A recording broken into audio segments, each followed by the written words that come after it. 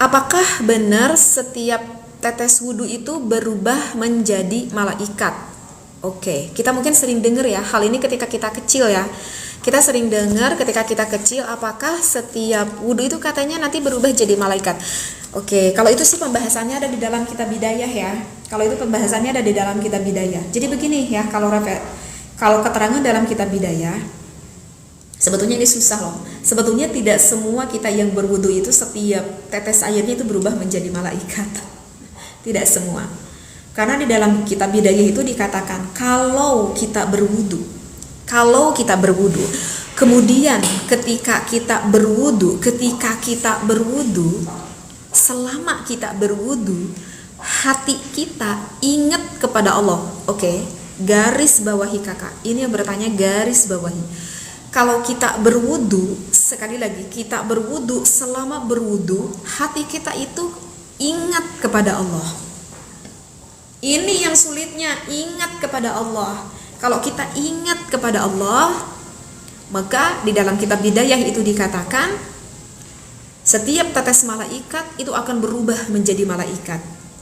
Bayangin berapa ribu tetes yang keluar setiap kita wudu berubah menjadi malaikat, dan itu malaikat terus mendoakan kita, dan doanya itu tidak henti-henti.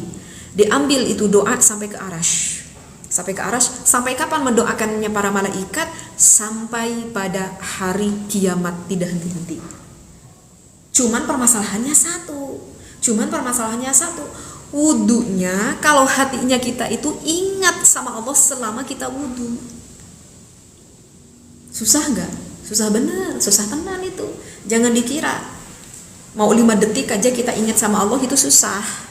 Makanya di dalam kitab Bidayah itu ulama mengajarkan pada kita bagaimana ya caranya kita itu agar ketika wudhu kita itu agar selalu konsentrasi, agar ketika kita wudhu itu hati kita itu selalu ingat gitu sama Allah. Maka di dalam kitab Bidayah itu ulama memberikan doa-doa, terus memberikan doa-doa agar setiap kita wudhu tuh ingat sama Allah gitu. Dimulai sebelum kita masuk ke kamar mandi, sebelum kita berwudhu, sampai kita ketika membasuh tangan, ada doanya, ada. Sampai kita berkumur-kumur, ada doanya, ada. Kita menghisap air ke dalam hidung, ada. Jadi ketika kita berwudu, hati kitanya terus ngomong. Karena kita bicara doa itu, Allahumma arihni raihatal jannah. Gitu kan? Ya Allah, seperti itu. Itu enggak, kalau kita udah tak ketalar itu doa-doanya, itu enggak akan pusing hati kita karena udah biasa, udah refleks aja gitu. Oke, hati kita bicara dengan Arabinya, kita paham dengan maknanya, itu nggak akan susah. Seperti itu ya.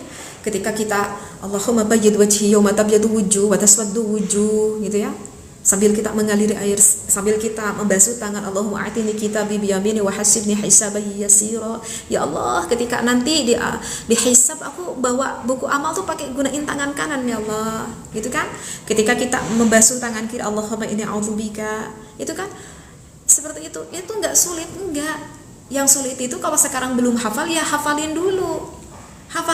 Aduh sekarang udah tua, mau ngapalinnya susah pakai bahasa Arab. Kalau merasa sulit kita memahami menalar pakai bahasa Arab, nggak apa-apa, langsung aja pakai bahasa kita sendiri.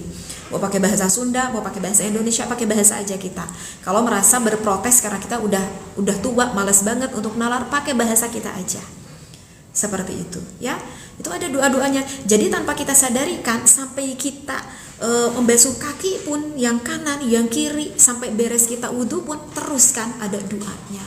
Maka kata hatinya kan terus ingat kan gitu, kita itu sama Allah. Nah, itu udah dipandu tuh oleh ulama. Itu adanya di dalam kitab Bidayah ya, ada di dalam kitab Bidayah.